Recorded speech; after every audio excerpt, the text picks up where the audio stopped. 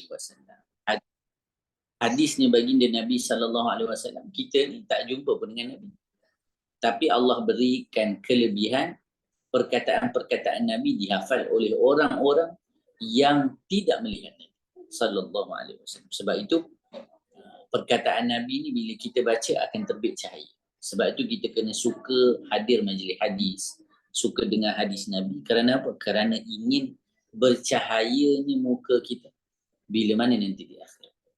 Itu faedah-faedah dengar hadis baginda Nabi sallallahu alaihi wasallam.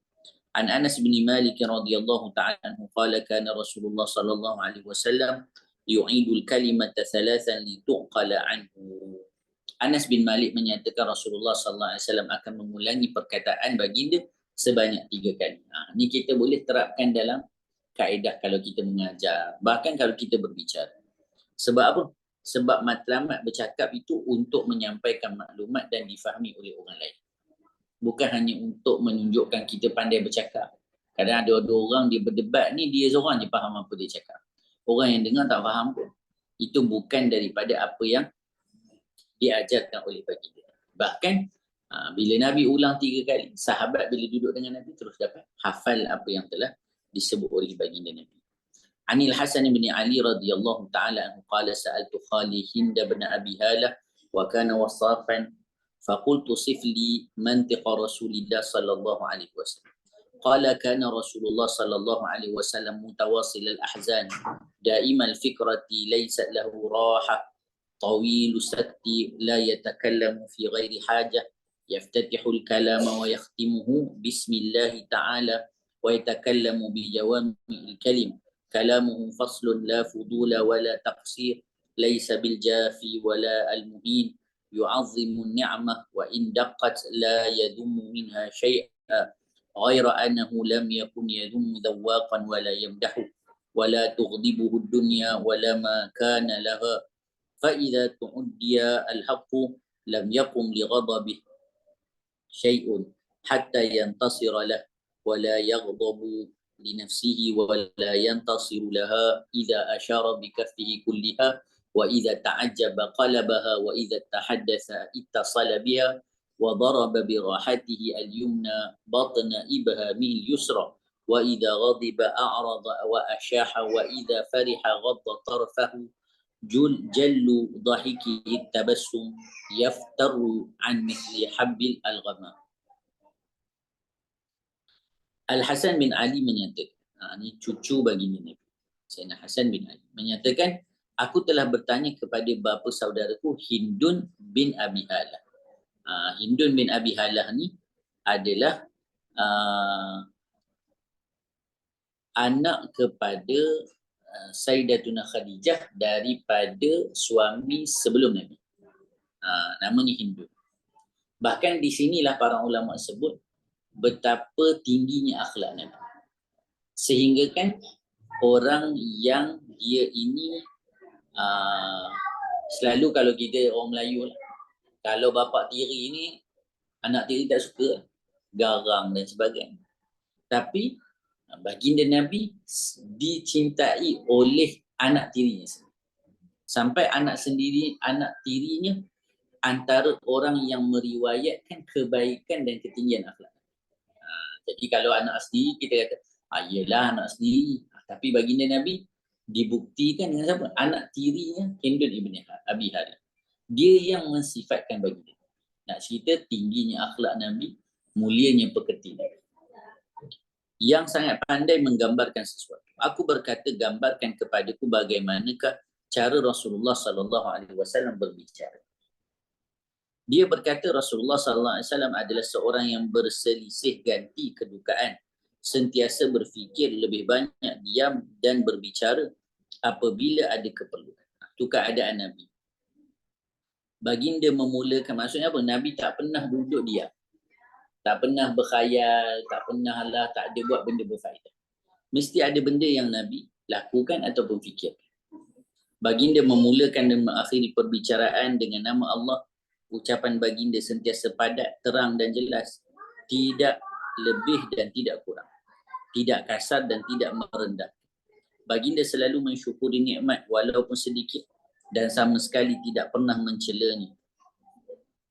Baginda tidak pernah mencela dan memuji makanan. Maksudnya Nabi tak pernah cela makanan, bahkan Nabi selalu memuji. Urusan dunia dan isinya tidak pernah membuat baginda marah. Nabi tak pernah marah kalau ia berkaitan urusan dunia. Jika kebenaran dilanggar, baginda tidak akan berdiam. Tapi kalaulah urusan itu tentang kebenaran ataupun tentang Allah Subhanahu Wa Taala, maka Nabi akan tegak sehingga kebenaran itu ditegak. Baginda tidak pernah marah dan tidak memperjuangkan kepentingan peribadi. Kalau apa berkaitan dengan Nabi, Nabi akan maafkan. Tapi kalau berkaitan dengan orang lain, Nabi akan perjuangkan. Ketika menunjukkan sesuatu, baginda selalu menggunakan telapak tangan.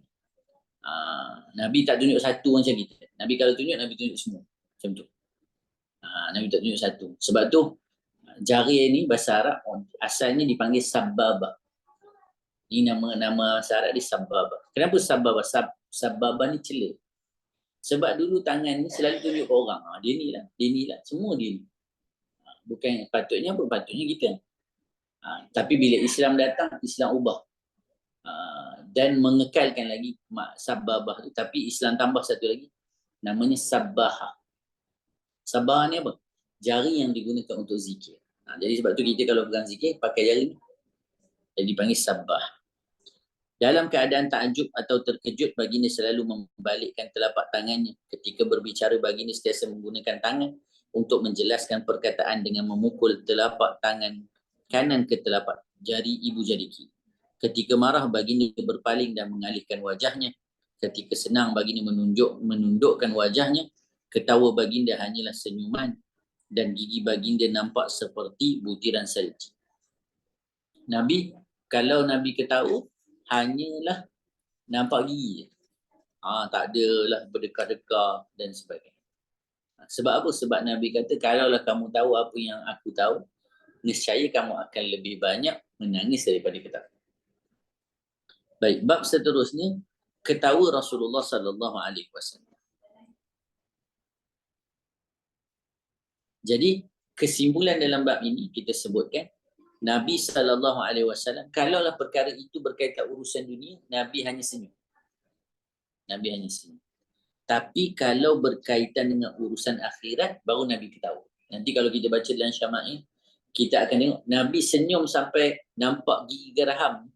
Adalah kalau cerita benda-benda yang macam Nabi terkenang tentang cerita di akhirat.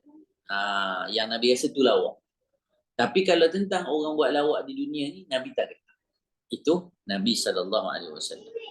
An Abdullah bin Al-Harith bin Jaz'in radhiyallahu ta'ala anhu annahu qala ma ra'aitu ahadan akthara tabassuman min Rasulillah sallallahu alaihi wasallam. Abdullah bin Al-Harith bin Jaz'in menyatakan, aku tidak pernah melihat orang yang terlebih banyak senyumannya daripada Rasulullah sallallahu alaihi wasallam. Nabi ni banyak senyumnya. Tapi tidak ketawa sampai berdekat. An Jarir bin Abdullah qala ma hajabani Rasulullah sallallahu alaihi wasallam mundu aslamtu wala ra'ani illa dhahik. Jarir bin Abdullah menyatakan Rasulullah sallallahu alaihi wasallam tidak pernah melarang aku mengunjungi baginda semenjak aku memeluk Islam. Setiap kali melihat aku, baginda pasti tertawa. An Abdullah bin Mas'ud radhiyallahu ta'ala anhu qala qala Rasulullah sallallahu alaihi wasallam inni la a'rifu akhir ahli an-nar khurujan rajulun yakhruju minha zahfa fayuqalu lahu intaliq fadkhulil jannah qala sallallahu alaihi wasallam fayadhhabu liyadkhulal jannata fayajidu an-nasa qad akhadhu al-manazila fayarji' fayaqul ya rab qad akhadha an-nasu al-manazil فيقال له أتذكر الزمان الذي كنت فيه فيقول نعم قال فيقال له تمنى قال فيتمنى فيقال له فإن لك الذي تمنيته 10 أضعاف الدنيا قال صلى الله عليه وسلم فيقول تسخر بي وأنت الملك قال فلقد رأيت رسول الله صلى الله عليه وسلم ضحك حتى بدت نواجذه. Abdullah bin Mas'ud menyatakan Rasulullah sallallahu alaihi wasallam telah bersabda, sesungguhnya aku mengetahui orang terakhir. Ni Nabi bawa cerita. Dan masa ni tadi kita cerita Nabi bila jumpa sahabat dia gelak ataupun baginda gelak senyum je. Tapi masa Nabi cerita tentang keadaan akhirat, Nabi gelak tu sampai nampak gigi. Maksudnya Nabi sallallahu alaihi wasallam apa ketawa tengok orang ataupun cerita tentang akhirat.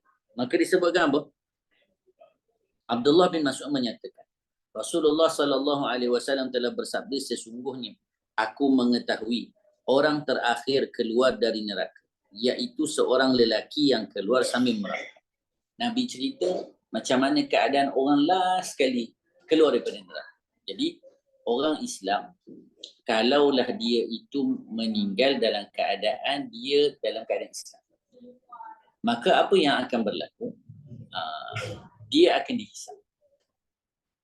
dihisap. Dan kalau dia ada melakukan kesalahan, maka dia akan diberi azab terlebih dahulu. Tapi kalau Allah nak ampunkan, siapa-siapa Allah boleh ampunkan. Tapi akhirnya akan masuk syurga. Sebab itu Allahumma salli ala sayyidina Muhammad, yang penting dalam kehidupan kita pengakhir. Sebab tu dalam Islam tak boleh kita nak menghukumi sesiapa, sebab tak tahu macam mana pengakhiran sesiapa. Ada orang yang muka kita tengok hara, tak baik dan sebagainya, tapi sebelum meninggal taubat, tu masuk syurga. Ada orang Nabi sebut dalam hadis kan, dah beramal dengan amalan ahli syurga, tiba-tiba di akhirnya tak baik, maka neraka. Maka disebutkan kat sini apa? Dia orang terakhir yang keluar dari neraka, iaitu seorang lelaki yang keluar sambil merangkak. Maka dikatakan kepadanya, pergilah dan masuklah ke dalam syurga. Maka dibagi tahu pada dia, masuklah engkau dalam syurga. Saya masa baca hadis ni, rasanya lepas beberapa tahun baru faham. Kita kadang-kadang baca kan, kat mana gelak ni? Dia kadang-kadang dia sampai lambat. Sebab itu pembacaan hadis-hadis ni kena baca banyak kali. Baru lagi, kat sini gelak dia. Saya mungkin lepas 5-6 tahun kot baru jumpa gelak tu kat mana. Sebab kata ketawanya tak jumpa. Kemudian disebut apa lagi? Sabda baginda lagi, dia pun pergi untuk masuk syurga. Tiba-tiba dia dapati semua orang telah mengambil rumah masing-masing. Ketika dia nak masuk syurga, penuh dah rumah. Nabi kata rumah penuh dah. Maka dia pun kembali dan berkata, wahai Tuhanku, orang lain telah mengambil rumah masing-masing. Dia kata, ya Allah, mana tak ada dah rumah? Nak duduk mana ni? Maka dikatakan kepadanya, tidakkah engkau ingat masa yang engkau ada di dalamnya? Jawabnya, ya. Maka dikatakan padanya, idamkanlah. Jadi Allah kata, okey, tadi kau dah masuk kan, kau dah tengok rumah-rumah orang. Bayangkan rumah, macam mana kau nak? Sabda baginda lagi, dia pun mengidamkannya. Dia pun bayang. Maka dikatakan padanya, sesungguhnya bagimu apa yang kamu idamkan dan 10 gandaan dari yang dunia. Jadi kamu dapat apa yang kamu idamkan dan 10 kali ganda daripada dunia.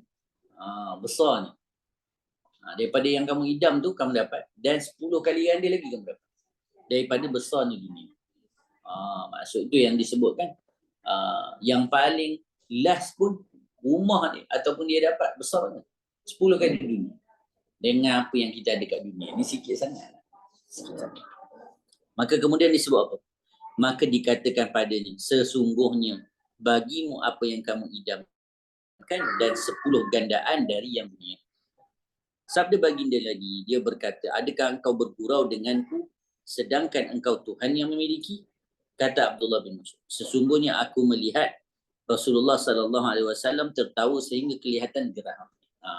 Jadi kalau kita baca macam ni, tak gelak pun kita baca kan. Tapi bila kita baca dan kita memahami konteks dia macam ni.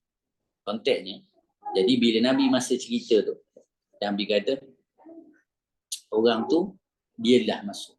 Jadi bila dia dah masuk, dia kata ke Allah, ya Allah, tak ada dah, penuh dah rumah kan. Jadi Allah kata tak apalah. Kamu bayangkan nak macam mana. Bayangkan nak macam mana. Jadi lepas tu dia pun bayar. Okey, Allah kata kamu dapat macam tu bahkan 10 kali ganda daripada dunia lagi. Dia punya luas. Jadi lepas tu dia ni kata apa? Dia nak cakap macam ni. Dia kata tadi apa?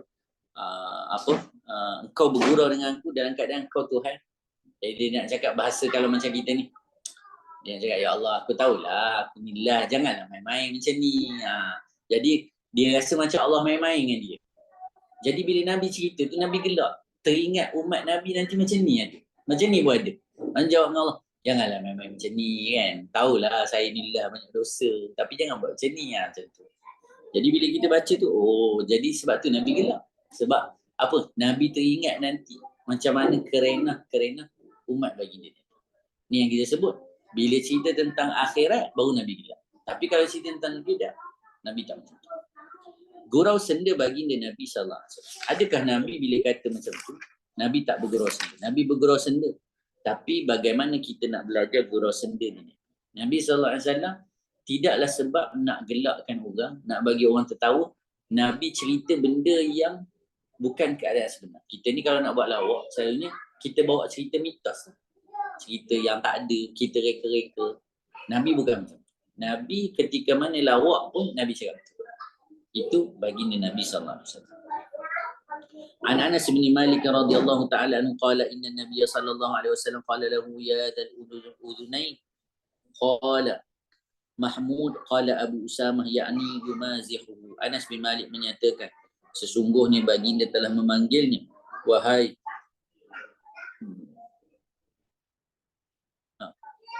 orang yang memiliki dua telinga, berkata Mahmud. Usamah menyatakan maksudnya baginda bergurau. Tu Nabi cakap, Nabi panggil orang yang memiliki dua telinga. Tu Nabi nak bergurau lah. Tapi dalam keadaan betul pun Nabi panggil betul lah dia ada dua telinga. Jadi kat situ nak tunjuk bagaimana cara Nabi nak bergurau. Nabi panggil seseorang yang dekat dengan Nabi dengan panggilan yang lain. Sebab tu para sahabat ni mereka suka kalau Nabi bagi perhatian pada mereka. An Anas bin Malik radhiyallahu ta'ala anhu qala in kana Rasulullah sallallahu alaihi wasallam la yukhalituna hatta yaqula li akhin li saghir ya Aba Umair ma fa'ala al-mughayyir.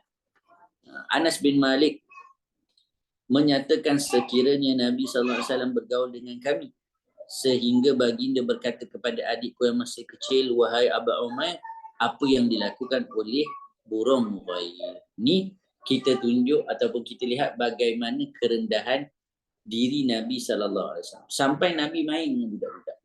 Kalau orang tu pemimpin, dia tak main lah dengan budak-budak ni, dia banyak kerja lain. Tapi Nabi SAW kata, Sayyidina Anas bin Malik, dia main dengan adik beliau yang masih kecil. Bahkan melawak lagi. Ni ada kisah panjang. Ya Aba Umair mafa'alan Nughair ni. Sebab apa? Aba Umair ni dia ada burung ni mati. Jadi Nabi nak gembirakan dia.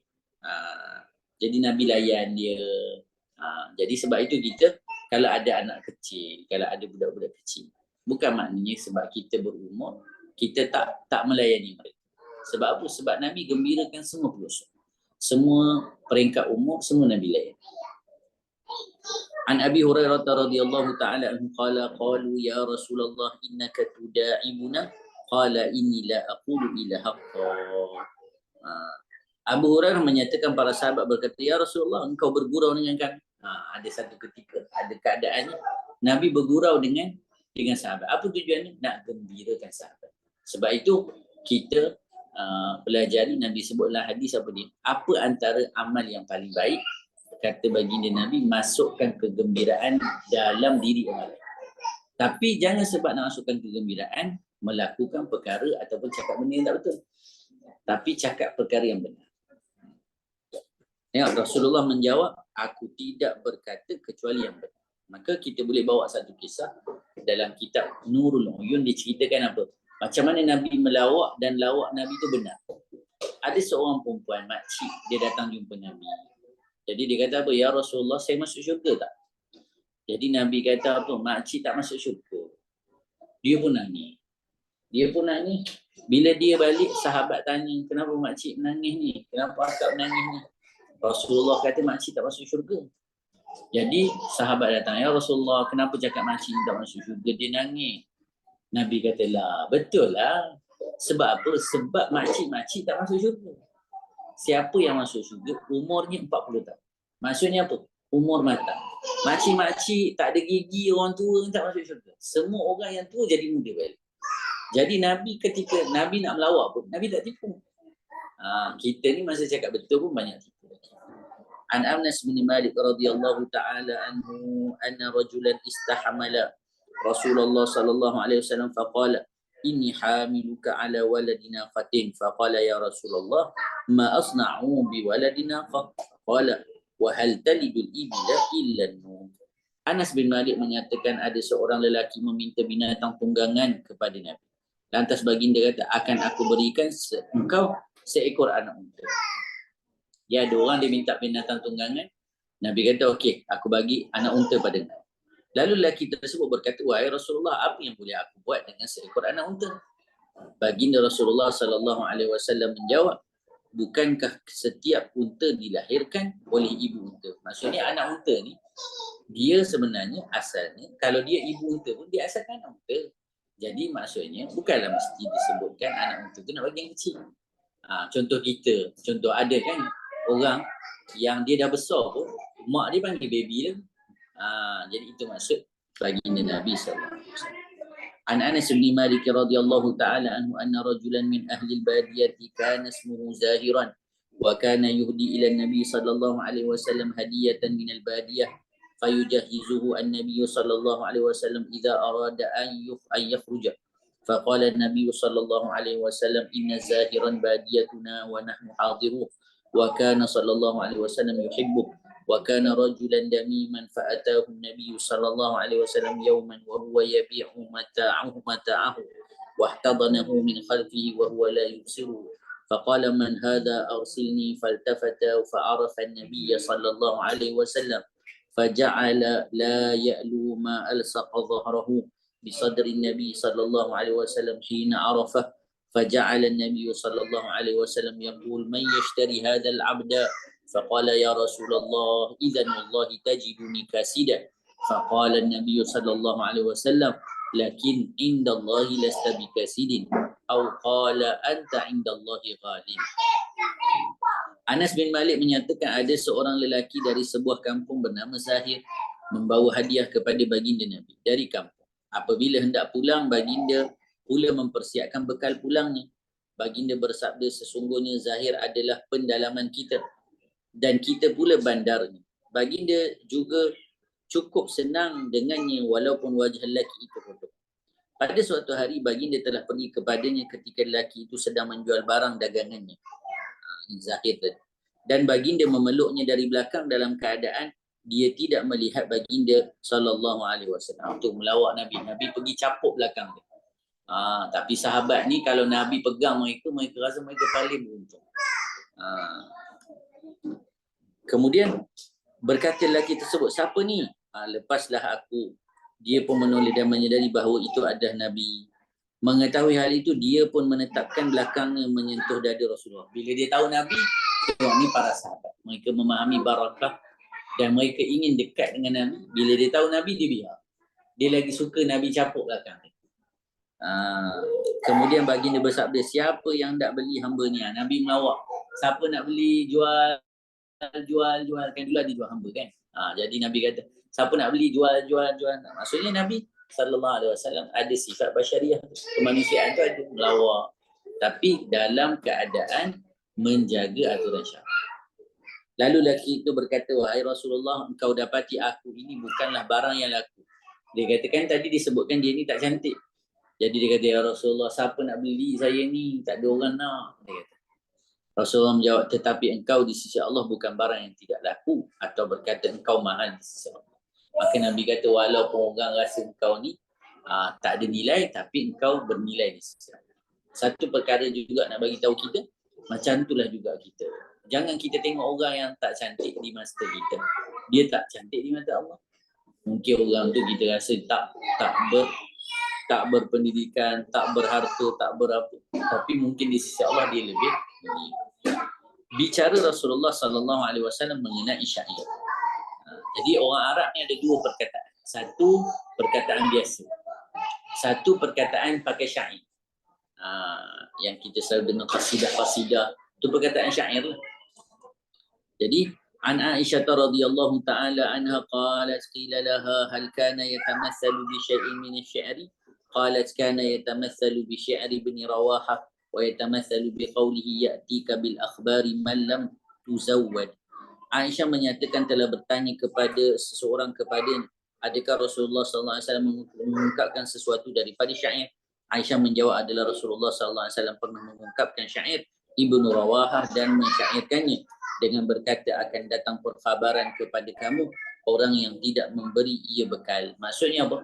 Maksudnya syair itu dibenarkan. Dan kalau kita baca qasidah, adakah boleh qasidah? Boleh. Adakah dia menyerupai Quran? Tidak. Tapi yang penting qasidah itu yang ingin disampaikan baik dan juga menepati aturan syarak. Sebab apa?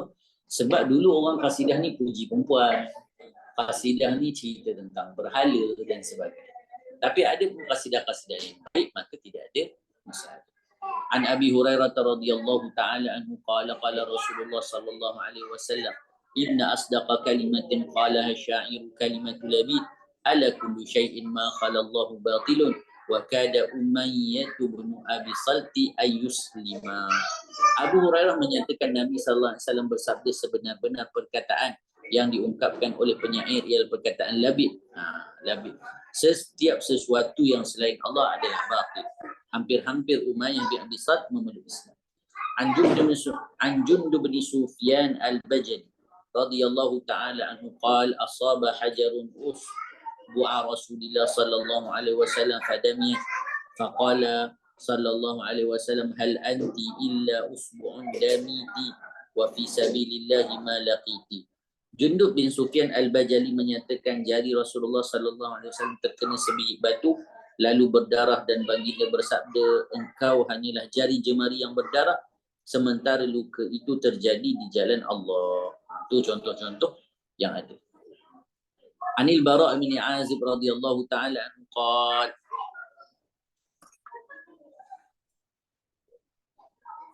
قال له رجل أفررتم عن رسول الله صلى الله عليه وسلم يا أبا عمارة فقال لا والله ما ولى رسول الله صلى الله عليه وسلم ولكن ولى سرعان الناس تلقتهم هوازن بالنبل ورسول الله صلى الله عليه وسلم على بغلته وأبو سفيان بن الحارث بن عبد المطلب آخذ بلجامها ورسول الله صلى الله عليه وسلم يقول Ana Nabi la kadhib ana bin Abdul Muttalib. Bara' bin Azib menyatakan berkata seorang lelaki kepadanya, adakah kalian melarikan diri meninggalkan Rasulullah wahai Abu Imarah? Beliau menjawab, tidak, demi Allah Nabi sallallahu alaihi wasallam tidak berganjak langsung tetapi yang berpaling ialah orang barisan hadapan kerana mereka dihujani oleh anak panah kaum Hawazin. Ini berlaku pada tahun ke-8 selepas peperangan ataupun ketika peperangan ini. Ketika peperangan ini. Tahun ke-9. Ada yang sebut 8 atau 9. Ketika itu juga Rasulullah SAW berada di atas binatang tunggangannya dan Abu Sufyan al-Haris bin Abdul Muttalib memegang kekang tunggangannya. Beliau baginda bersabda, aku adalah Nabi tidak pernah berdusta, aku adalah keturunan Abdul Muttalib. Itu syair tu. Ana Nabi la kadhib. Ana bin Abdul Muttalib. Susunan dia tu sama. 5. Jadi maksudnya dibenarkan untuk syair. An Anas radhiyallahu taala anhu anna Nabi sallallahu alaihi wasallam dakhala Makkah fi umratil qada. Ini tahun ke-7. Nabi masuk ke kota Mekah tahun ke-7 sebab apa? Sebab masa tahun ke-6 ketika peristiwa Hudaybiyah Nabi dihalang daripada masuk melaksanakan umrah.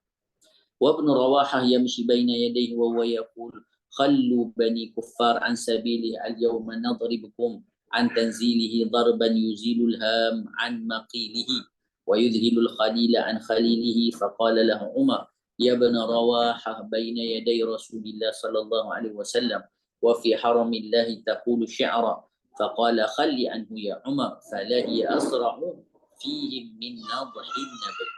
Anas menyatakan ketika Nabi sallallahu alaihi wasallam memasuki kota Mekah untuk melaksanakan umrah qada. Ibnu Rawahah berjalan di depan baginda Nabi sambil berkata, singkirkanlah orang-orang kafir dari jalan Rasul, kami akan menyerang mereka agar baginda boleh masuk dengan pukulan yang akan memisahkan kepala daripada leher serta pukulan yang membuatkan seorang kekasih melupakan kekasih. Itu syair. Lalu Umar berkata, wahai Ibnu Rawahah, engkau bersyair di hadapan Rasul dan di dalam kota Mekah. Rasulullah SAW berkata, berilah peluang kepadanya wahai Umar, sesungguhnya syair itu lebih cepat menusuk kalbu daripada tusukan panah. Jadi daripada sini juga kita dapat pelajari juga sesuatu. Setiap orang dia menggunakan apa yang dia ada untuk memperjuangkan agama. Ada orang dia pandai perang, maka dia gunakan tenaga dia untuk agama. Ibnu Rawahah dia pandai bersyair, maka dia gunakan lisan dia untuk agama. Jadi setiap orang ada tanggungjawab, setiap orang ada beban. Dan Nabi SAW letakkan seseorang sesuai dengan tempat. An Jabir bin Samurah radhiyallahu taala anhu qala jalastu Nabiy sallallahu alaihi wasallam. Daripada sini satu perkara lagi yang ingin kita sebutkan, apa dia? Kalaulah kita nak menempatkan seseorang, sesuaikan dia dengan tempat yang sepatutnya dia ditempatkan. Jadi janganlah kita semua aktiviti kita nak suruh dia, semua benda kita nak suruh dia. Kalau dia mahir satu bidang, jadi bagi dia pada bidang tersebut untuk agama. Tapi pada bidang yang lain, bagi pada orang lain. Ini dialah kita suruh ni, masak pun dia, apa jaga ni pun dia, mengajar pun dia, semua dia kena buat. Jadi taklah. Setiap orang bagi tempat dia masing-masing. Setiap orang ada bahagian dia untuk agama. Nah, sesuai dengan apa kemahiran yang dia ada. An Jabir bin Samurah radhiyallahu ta'ala anhu qala jalastu an-nabiy sallallahu alaihi wasallam akthar min 100 marratin wa kana ashabu yatanashaduna asy'ara wa yatadhakaruna asya'a min amri al-jahiliyah wa huwa sakitun wa rubbama tabassama ma'ahum. Jabir bin Samurah menyatakan, aku duduk bersama Rasulullah lebih dari 100 kali. Sahabat-sahabat selalu bersyair dan mengenang pelbagai peristiwa di zaman jahiliyah. Baginda hanya diam atau bahkan tersenyum bersama mereka. An Amr bin Sharif an abihi qala kuntu ridfan Nabiy sallallahu alaihi wasallam fa anshadtuhu 100 qafiyatin min qawli Umayyah bin Abi Sad al-Thaqafi kullama anshadtuhu baitan qala li an-nabiy sallallahu alaihi wasallam hatta anshadtuhu 100 yani baitan faqala an-nabiy sallallahu alaihi wasallam in kada la yuslim. Daripada Amr bin Sharif, daripada ayahnya Sharif bin Suwaid, menyatakan aku menaiki kenderaan di belakang Rasulullah sambil aku bersyair 100 rangkap karya Umayyah bin Abi Sad. Setiap kali aku bersyair serangkap, Nabi SAW berkata teruskan, sehinggalah bersyair 100 rangkap. Berkata Nabi SAW, ia hampir masuk Islam. Siapa? Ibnu Umayyah bin Abi Sad as-Saqafi. An Aisyah radhiyallahu ta'ala anha qalat kana Rasulullah sallallahu alaihi wasallam yad'u li Hassan bin Thabit minbaran fil masjid yaqumu alaihi qa'iman yufakhiru an Rasulillah sallallahu alaihi wasallam aw qala yunafihu an Rasulillah wa yaqul inna Allah yu'ayyidu Hassan bi ruhil qudus ma yunafihu aw yufakhiru an Rasulillah sallallahu alaihi wa alihi wa sahbihi wa baraka wasallam. Aisyah menyatakan Rasulullah sallallahu alaihi wasallam menyediakan mimbar untuk Hasan bin Sabit. Hasan bin Sabit ni penyair yang ulung pada zaman baginda. Dialah antara orang-orang yang melantunkan syairnya untuk memuji dan mempertahankan Nabi. Dan dia berdiri atasnya menyampaikan syair menyatakan rasa bangga dengan Rasulullah atau mempertahankan Rasulullah. Dan Rasulullah bersabda, sesungguhnya Allah membantu Hasan dengan Ruhul Qudus selagi mana dia mempertahankan atau dia berbangga melalui syairnya terhadap Rasulullah sallallahu alaihi wa barakatuh. Jadi maksudnya apa? Kita boleh untuk memuji Nabi dengan apa keadaan. Yang penting ianya bertepatan dengan syarak dan tidak menyalahi apa yang telah dianjurkan oleh baginda Nabi sallallahu alaihi wasallam. Kalau kita nak sajak. Yang penting tentang Nabi, bukan cerita tentang perempuan. bukan cerita tentang perkara-perkara yang haram, tapi benda-benda yang disebut sebagai akhlak dan sebagainya. Adakah boleh? Boleh. Ini hukumnya harus. Bahkan contohnya apa? Ni kita bulan Merdeka. Buat pertandingan sajak kemerdekaan. Boleh tak? Boleh kan? Tak ada masalah. Sebab apa? Sebab mesej yang disampaikan baik. Itu maksudnya. Sembang malam Rasulullah SAW. Jadi sembang malam ni bukan sembang. Nanti orang ingat, oh Nabi sembang juga kat kedai kopi ke? Bukan. Nabi SAW setiap malam ataupun pada malam hari, Nabi akan ada cerita dengan isteri Nabi. Jadi kita sebab tu kita pun bila kita nak sebelum tidur, kalau kita dengan pasangan, dengan isteri kita, kita duduk dulu sembang, cerita. Jadi isteri-isteri Nabi cerita apa yang Nabi cerita. Tapi Nabi cerita benda-benda yang baik, cerita kisah-kisah. Kalau macam kita kat anak-anak kita ni, kita panggil apa? Bedtime story. Bedtime story. Tapi kita cerita Pak Pandey. Jangan cerita Pak Pandey. Cerita tentang Nabi. Jadi Sayyidatina Aisyah cerita apa yang Nabi cerita malam-malam. Sebelum tidur Nabi cerita apa? Itu maksudnya. Ya. An Aisyah radhiyallahu ta'ala anha qala haddatha Rasulullah sallallahu alaihi wasallam dzata lailatin nisa'ahu haditha. Faqalat imra'atun minhunna ka'anna al-haditha hadithu khurafah. Faqala atadruna ma khurafah?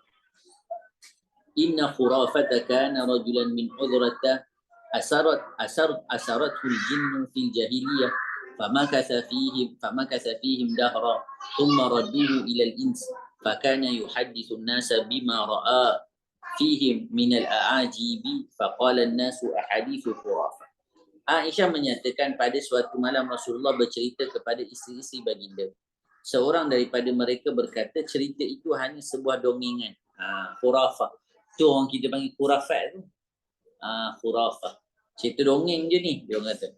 Maka Rasulullah bersabda, tahukah kamu semua apa itu khurafah? Khurafah tu apa dia? Rupanya khurafat, kita panggil khurafat ni, kita sebenarnya ambil daripada Arab. Jadi Nabi kata, kamu tahu tak khurafah ni apa? Khurafat ni kamu tahu tak apa dia? Rasulullah SAW, kemudian Nabi kata apa? Khurafah adalah seorang lelaki dari suku Uzrah. Yang ditawan oleh jin. Jadi khurafah ni, dia seorang lelaki masa zaman jahiliah, dia kena tangkap dengan jin. Macam kena colek. Kalau zaman kita orang kata bunian colek. Hingga dia tinggal bersama mereka. Bunian lah kalau zaman kita ni. Cerita dia. Jadi Nabi kata, khurafah ni, dia pernah kena tangkap dengan jin. Lepas tu dia duduk dengan jin. Mereka dalam waktu yang lama dia hilang. Kemudian para jin mengembalikannya ke dunia manusia dan dia menceritakan kepada orang tentang keanehan-keanehan yang dia lihat di alam dunia jin. Macam cerita dunia. Jadi orang kata ni tidak betul. Maka kemudian orang itu berkata itu hanya khurafah. Khurafat itu maknanya apa yang kau dapat, apa yang kau dengar tak betul. Jadi itu yang orang kita pun kalau orang buat pelik-pelik ni kata khurafat.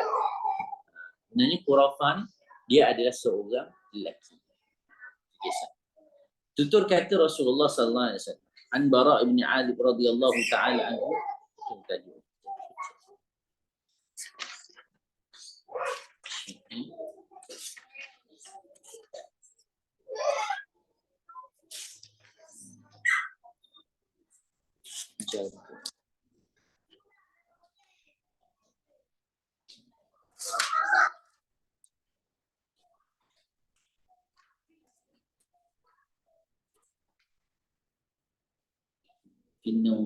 Tu bukan tajuk dia, bukan tutur kata. Kalau kat situ tajuk dia apa? Tutur kata.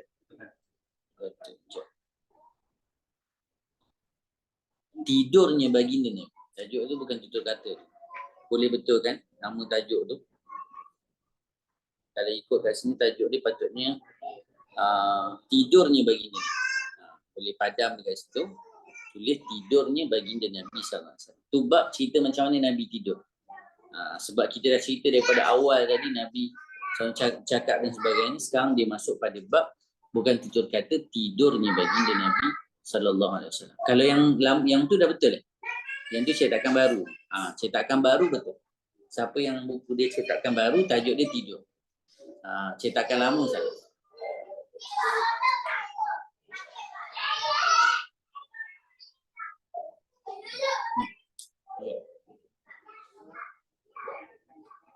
Anil Bara' bin Azib radhiyallahu ta'ala anhu anna Nabiy sallallahu alaihi wasallam kana idza akhadha maj'ahu wada'a kaffahu al-yumna tahta khaddihi al-ayman wa qala rabbi qini 'adzabaka yawma tab'atsu 'ibad. Jadi Nabi sallallahu alaihi wasallam ketika mana tidur, kita kena tahu Nabi hanya tidur matanya, tidak hati.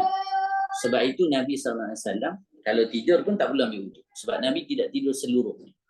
Kita ni tidur dalam luar tak sedar. Tapi Nabi, para anbiya, mereka hanya tertutup matanya, tidak hati mereka.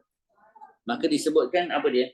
Ketika hendak tidur, Rasulullah selalu meletakkan tangan di bawah pipi kanan, lalu berdoa, ya Allah, lindungilah aku daripada azabmu pada hari ketika engkau membangkitkan hamba. Jadi kalau kita nak tidur, antara sunnah yang mula-mula berwuduk. Lepas tu, kalau kita nak tidur, kita tidur atas lambung kanan. Kita tidur atas lambung kanan, dada kita menghadap kiblat. Dan Nabi SAW, permulaan tidur, Nabi letakkan tapak tangan Nabi bawah pipi. Tak perlu ikat lah. Kita lepas tu kalau beralih tak. Maka disebutkan apa? Orang yang dia tidur dalam keadaan berwuduk, maka dia akan mendapat keampunan daripada malaikat. An Hudzaifah radhiyallahu ta'ala anhu qala kana an-nabiy sallallahu alaihi wasallam idza awa ila firashi qala Allahumma bismika amutu wa ahya wa idza istayqaza qala alhamdulillahilladzi ahyana ba'da ma amatana wa ilaihi. Kat sini Nabi ajar kita mulakan sebelum tidur dan juga bangun dari tidur dengan doa. Supaya apa? Supaya kita mulakan pengakhiran kita mengingati Allah dan permulaan kita dengan berzikir kepada Allah Subhanahu wa taala. Sebab apa kena ingat Allah yang terakhir? Sebab mungkin ada orang lepas dia tidur, ketika dia tidur dia meninggal. Hudzaifah menyatakan setiap kali hendak tidur Rasulullah selalu berdoa dengan nama Allah aku mati dan aku hidup, dan setiap kali bangun baginda berdoa segala puji bagi Allah yang telah menghidupkan kami setelah mematikan kami dan kepadanya lah kami dibangkit. An Aisyah radhiyallahu taala anha qalat kana Rasulullah sallallahu alaihi wasallam idza awa ila firashi kull lailatin jama'a kaffayhi fa nafatha fihima wa qara'a fihima qul huwallahu ahad wa qul a'udzu birabbil falaq wa qul a'udzu birabbin nas thumma masaha bihima mastata'a min jasadihi yabda'u bihima ra'sahu wa wajhahu wa ma aqbala min jasadihi yasta'u dhalika thalath marrat. Dekat sini diajarkan kepada kita oleh baginda Nabi macam mana cara. Setiap kali lepas sebelum kita tidur, kita dah ambil wuduk, kita dah baca surah Al-Mulk, kita dah sembahyang Isyak, kita naik ke tempat tidur kita, duduk dan kemudian kita baca 3 qul. Kita rapatkan tangan kita macam ni, kemudian kita membaca Bismillahirrahmanirrahim, qul Allahu ahad, qul a'udzu birabbil falaq, kemudian qul a'udzu birabbin nas. Kemudian kita ludah tanpa liur. Macam tu. Kita bentuk macam tu. Kemudian kita sapu bahagian depan badan kita. Kemudian kita sapu belakang kita. Semampu sampai. Tak perlulah bangun pula macam mandi, bukan? Macam tu. 3 kali. Kenapa? Itu adalah sebagai tahsin, pemeliharaan. Pemeliharaan diri kita daripada gangguan. Bahkan satu perkara yang kita kena buat sebelum kita tidur. Apalagi kalau kita ni baru balik dari musafir. Kita tinggalkan rumah kita lebih dari 3 hari. Ataupun setiap malam. Sebelum kita tidur, apa yang diajarkan pada kita? Sebelum tidur, tepuk dulu kita punya tilam.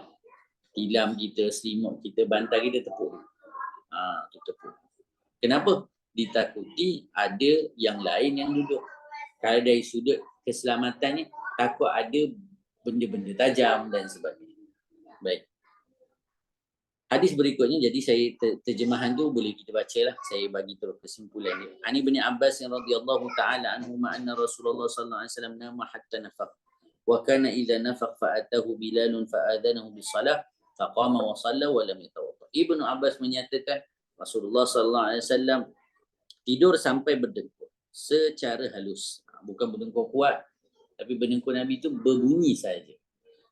Dan baginda selalu berdengkur halus sehingga bila datang melaungkan azan. Saat itu baginda bangun lalu mendirikan sembahyang tanpa berwuduk. Ni nanti akan ada satu soalan. Ni kalau kita baca dalam syarahan baru kita faham. Takkan Nabi tidur, Nabi tak qiyamul lail ke? Jadi sebab tu dikatakan waktu qiyamul lail tu adalah waktu 2/3 malam. Sepertiga ataupun disebutkan apa? Nabi sallallahu alaihi wasallam macam mana cara baginda Nabi, antara yang disebutkan adalah baginda tidur, kemudian bangun ibadah. Bangun ibadah, kemudian kalau Nabi ada keperluan, disebutkan apa contohnya, nak menggauli isteri Nabi. Waktu tu Nabi menggauli isteri Nabi. Waktu Nabi menggauli isteri Nabi, dan kemudian Allahumma salli ala sayyidina Muhammad, Nabi rehat. Tidur, kemudian bila dekat subuh, barulah Nabi bangun untuk subuh. Dan qabliyah dan sebagainya. Jadi Allahumma salli ala sayyidina Muhammad. Jadi kalau kita baca ni, Nabi tak bangun ke? Tak, Nabi dah bangun sebelum tu dah. Dan kat sini tengok, kita sebut tadi Nabi tak berwuduk. Sebab apa? Sebab Nabi itu hanya tidur matanya, tidak tidur hati. Itu nanti kita cerita dalam 10 kelebihan baginda Nabi. Keistimewaan baginda Nabi apa ni? Nabi tak pernah tidur. An Anas bin Malik radhiyallahu taala anhu anna Rasulullah sallallahu alaihi wasallam kana idza awa ila firashi qala alhamdulillahilladzi at'amana wa saqana wa kafana wa awana fakam mimman la kafiya lahu wa la mu'wi. Anas bin Malik menyatakan setiap kali Rasulullah hendak tidur, baginda berdoa, segala puji bagi Allah yang telah memberikan kami makan dan minum, memberikan kami kecukupan serta perlindungan.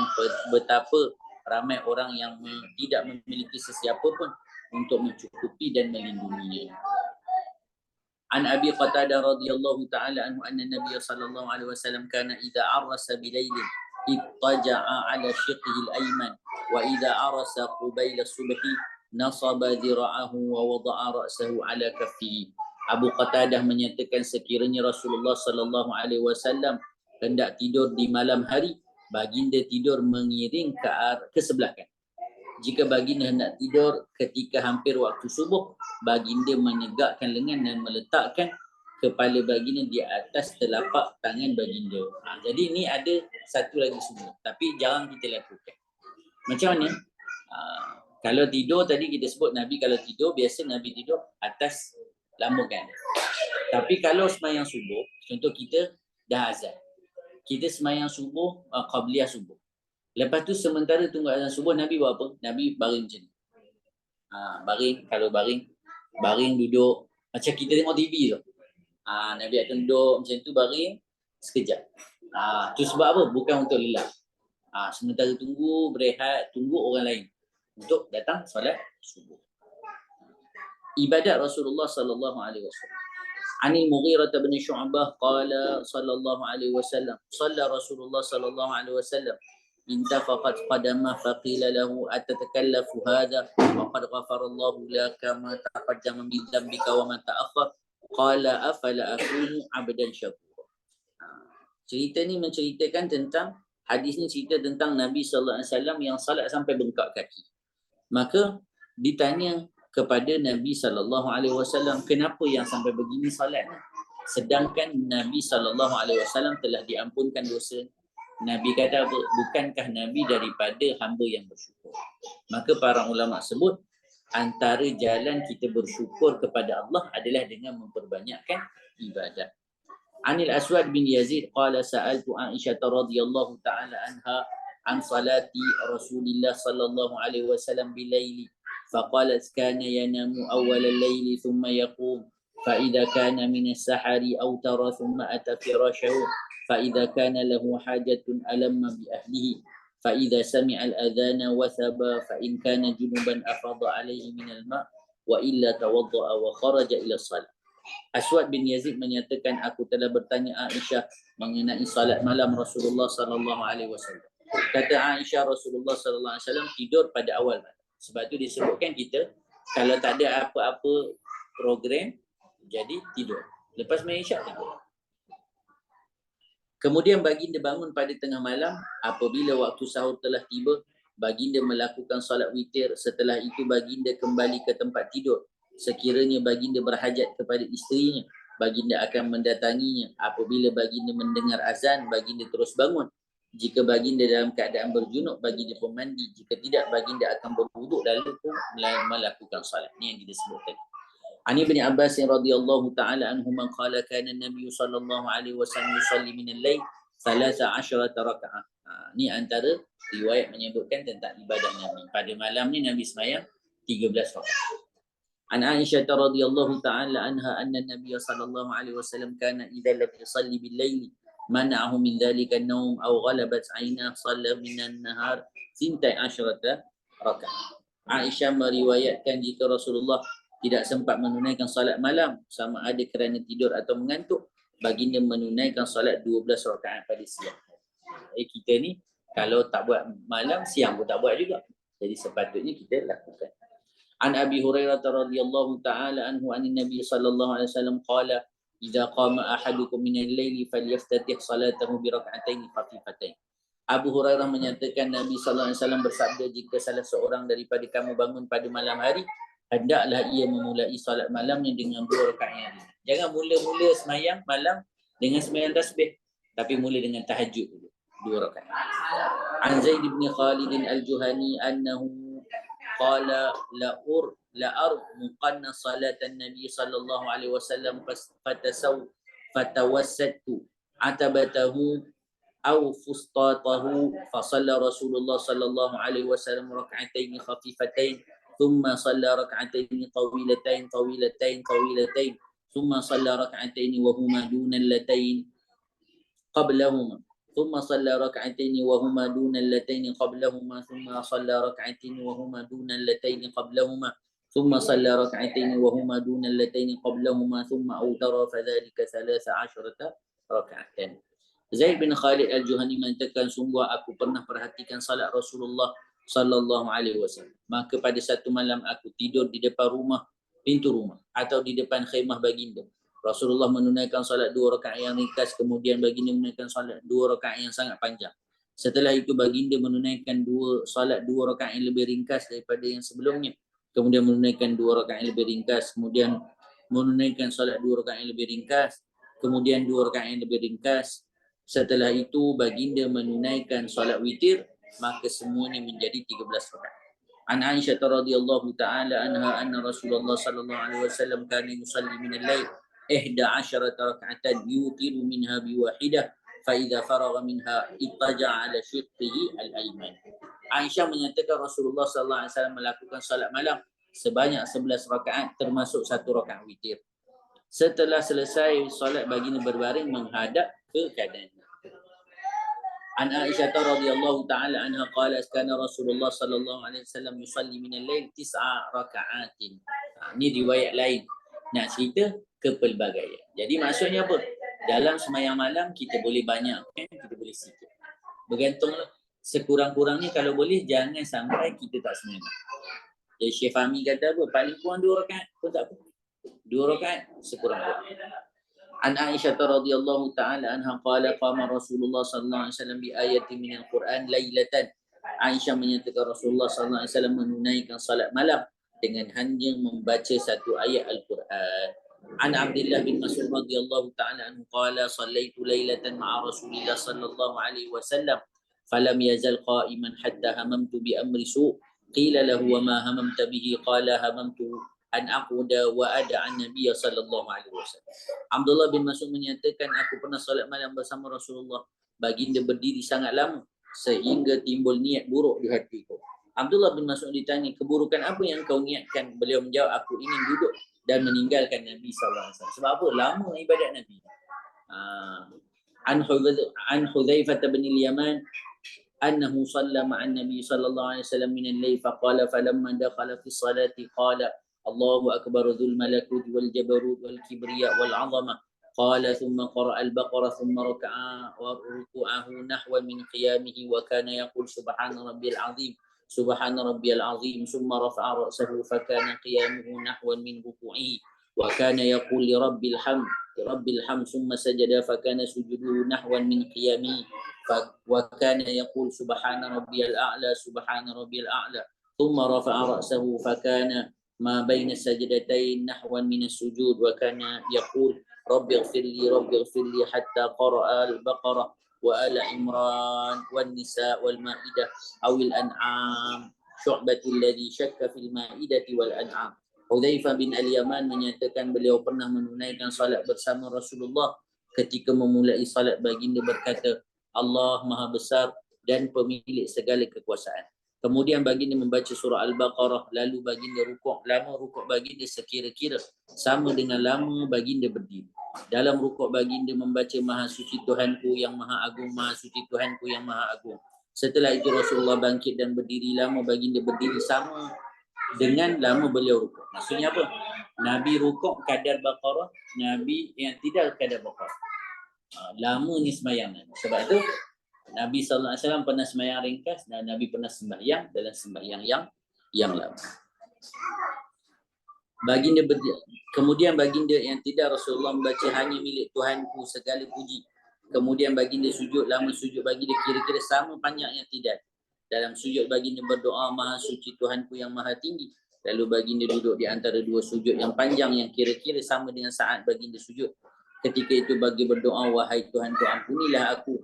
Lalu baginda membaca surah Al-Baqarah, Ali Imran, An-Nisa dan Al-Ma'idah.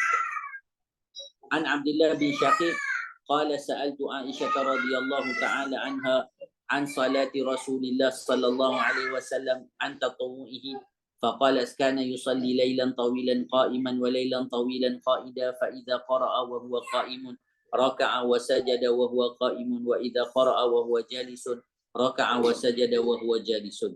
Abdullah bin Syaqiq menyatakan beliau pernah bertanya kepada Aisyah tentang cara Rasulullah sallallahu alaihi wasallam melaksanakan solat sunat. Aisyah menjawab Rasulullah sallallahu alaihi wasallam pernah melaksanakan solat malam yang panjang dalam keadaan berdiri. Baginda juga pernah melaksanakannya dalam keadaan duduk. Jika baginda melaksanakannya dalam keadaan berdiri, baginda pun rukuk dan sujud, dan jika baginda melaksanakannya sambil duduk, baginda rukuk serta sujud. Jadi boleh kita sembahyang sunat dalam keadaan duduk. Tak semestinya kena berdiri. Boleh dalam keadaan duduk. Sebab apa sembahyang sunat? Cuma kena tahu pahala duduk separuh pahala berdiri.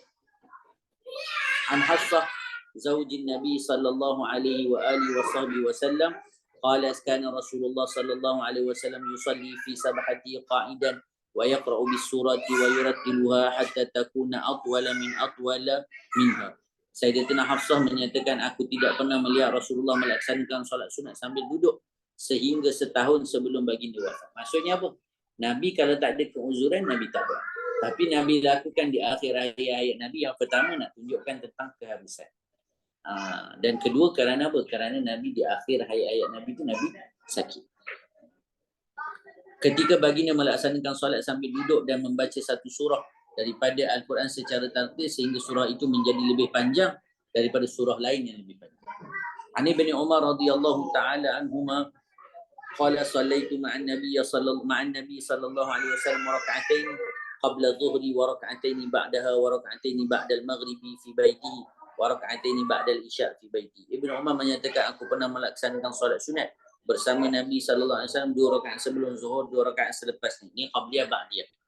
2 rakaat selepas maghrib dan 2 rakaat selepas isya di rumah baginda sallallahu alaihi wasallam.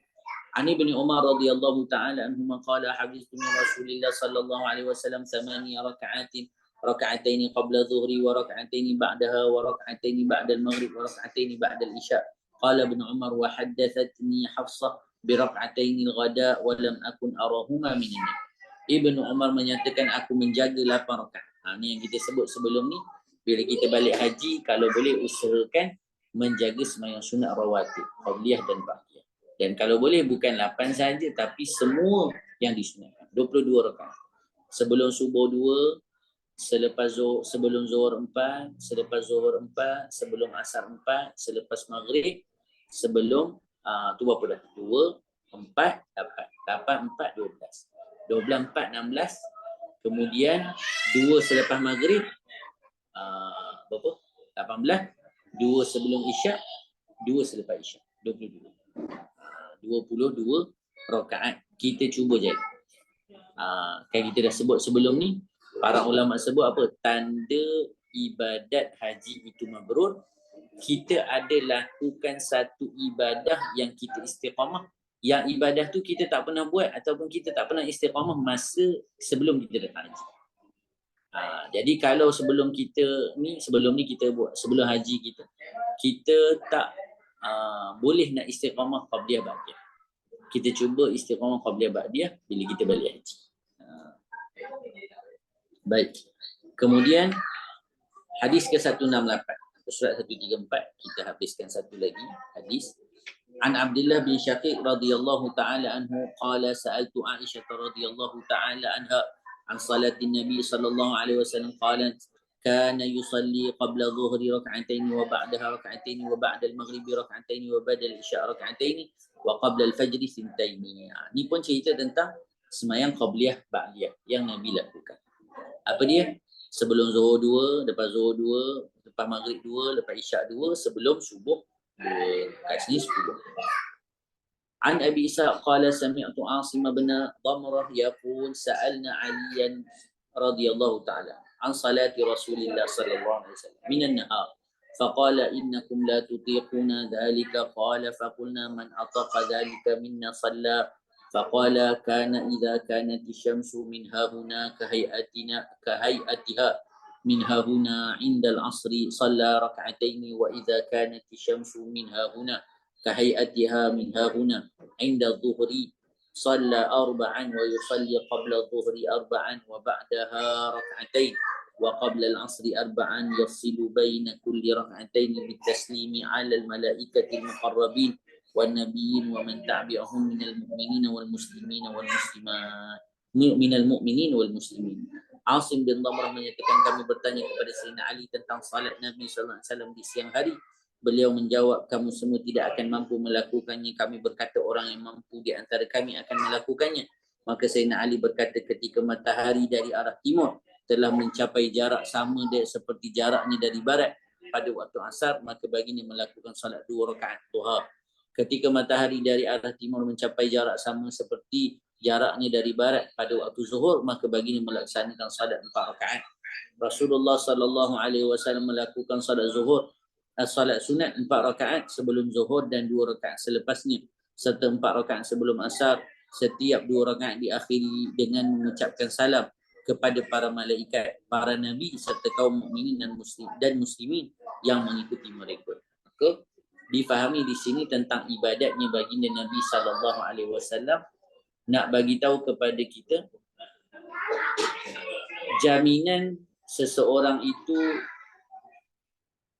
mendapat syurga dan sebagainya bukan sebagai alasan untuk kita mengurangkan amal. Baginda Nabi sallallahu alaihi wasallam maksum, masuk syurga yang mula-mula, maka tidak mengurangkan sedikit pun daripada ibadatnya. Kerana beribadah itu tanda syukur seorang hamba kepada Allah Subhanahu Wa Taala. Bahkan kita kena jadikan seluruh hidup kita ibadah. Kita sebutkan para ulama, mereka lazimi mereka punya hidup dengan 3 perkara. Ni kalau kita ni kurang ibadat, kita lazimi 3 perkara. Yang pertama, mereka lazimi diri mereka dengan ibadat. Mereka lazimi diri mereka dengan ibadat, dengan solat. Solat. Tapi kalaulah mereka, kadang-kadang kita ni datang rasa malal ni jemu. Maka mereka akan lazimi bukan 3 perkara ni, bukan solat. Para ulama sebut orang-orang saleh melazimi hidup mereka dengan 3. Yang pertama ilmu, mengaji menuntut ilmu, mengajar, belajar, itu yang pertama. Kemudian kalaulah kadang-kadang masa mengaji tidur, satu muka surat dan mengantuk, maka mereka lazimi mihrab. Mihrab ni apa? Ibadat. Solat, baca Quran, zikir. Tapi kadang-kadang mengaji pun tak larat, ibadat pun tak larat. Maka mereka lazimi satu lagi perkara, namanya apa? Mereka melazimi adab. Maksudnya apa? Kalau mereka makan, mereka lakukan sunat-sunat ketika makan. Macam yang kita belajar. Kalau mereka minum, mereka lazimi sunat-sunat ketika minum. Datangkan niat-niat. Kalau mereka tidur, mereka lazimi niat-niat yang baik ketika tidur dan adab-adab ketika tidur. Maka jadilah seluruh kehidupan mereka ibadah. Jadi, apa yang kita pelajari adalah untuk menjadikan Nabi sebagai contoh ikutan kita. Dan insyaAllah nanti untuk pengkhataman kitab kita akan mulakan daripada hadis yang ke-170. Jadi kalau saya tak salah, kita punya pengajian dekat khatam 2 jam. Jadi 2 jam sempatlah. Ada lebih kurang 70 hadis. Sejam 35 hadis. Cukuplah masa kita tu, insyaAllah. InsyaAllah kita akan khatamkan dan insyaAllah kita akan bacakan sanad sekali. Sanad Syama'il Muhammadiyah. Apa tujuannya? Supaya lebih berkat majlis yang kita hadiri ataupun yang telah kita baca, insyaAllah. Jadi saya serahkanlah pada Ustaz Azim. Hari ni ramai budak-budak Ustaz Azim, macam raya. Itulah. Masya Allah. Terima kasih banyak Ustaz. Tu anak yang cakap tu lah tu. Alhamdulillah. Kita Jazakumullah khairan katsira. Al-Fadhil tuan guru kita. Alhamdulillah. Ustaz Ahmad Salahuddin Harah hafizallahu taala wa man tawbi sa'atin wa afiat. Alhamdulillah. Apa khabar Ustaz Azim? Sihat, masya-Allah. Baik, alhamdulillah. Alhamdulillah, insya-Allah. Kita akan sambung lagi pembelajaran kita hampir 72 hadis, insya-Allah. Kita akan bersemuka, insya-Allah. Amin. Jadi saya rasa ni kan dekat KL ni ada di belah-belah Pantai Timur ni rasa ni. Betul ke yang firasat yang saya rasa ni? Iya ke tu. Lebih kurang pandai main rasa-rasa Ustaz Aziz sekarang dah. Pandai kita nampak. Masya Allah. Jadi alhamdulillah. Jadi kesimpulan daripada hari ni yang kita dapat daripada Allahumma selamat pengajian hadis kita bersama pada tuan guru. Apabila kita dalam nak mengenal baginda Rasulullah SAW ni, kita kena mengenal baginda Nabi, dapat mengenal baginda Nabi daripada dua aspek. Daripada aspek khilqiyah dan juga khuluqiyah.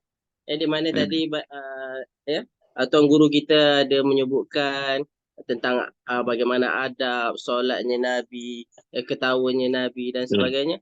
Jadi sebelum ni kita dah belajar macam mana khilqiyah tu apa, fizikal baginda Nabi SAW, dan juga hari ni kita banyak belajar mengenai khuluqiyah.